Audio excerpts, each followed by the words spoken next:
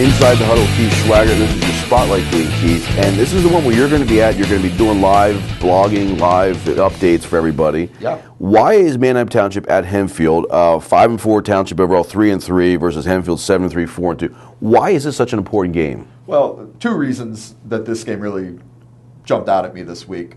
First of all, it's got district playoff implications for both teams. Manheim Township right now they're a bubble team. Right.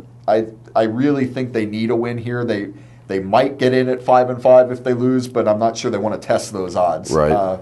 So yeah, they need a win. Hempfield is in. They've clinched a berth, but they're trying to get as high as they can in the rankings right now to get the most favorable matchup in the first round that they can get. Right now, I think they're somewhere around 12th. I know that if the bracket doesn't change or the rankings don't change, they'll be playing Cedar Cliff in the first round. It's a tough matchup. Cedar Cliff is 8-1 right now. That would be a tough matchup. I'm sure they would probably prefer to avoid that. So that's the one reason. Both teams have some playoff stuff riding on this. Do you know why? Another reason that they like to avoid that? Do you know who almost became the Hempfield coach? Yeah, it's Jim Kentafi, who's at Cedar Cliff right now. Keys to this game. Well, the other the other reason is just it's Hempfield Manheim Township. That's a rivalry in every sport. You know, it's one of the more intense rivalries in the league. A lot of the other ones, like Central CV, has kind of calmed down a little bit.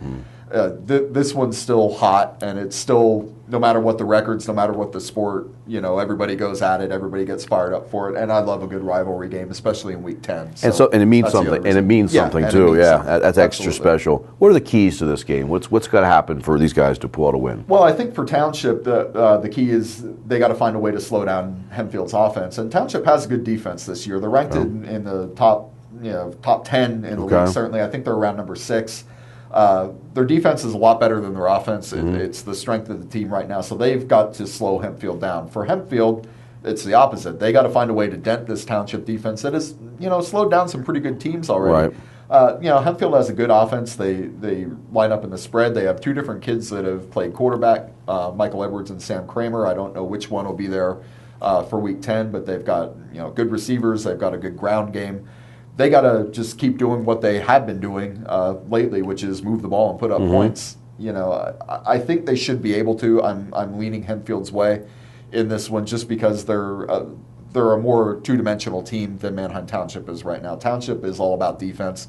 They have some weapons on offense. They have a decent passing game, but they haven't been able to get it really going yet this year. Now, They had a good showing last week. They put up 41 points. That was by far their best output of the year. But can they sustain that? That's the big question. That's why I'm leaning Hempfield's way. Should be fun. We'll find out Friday.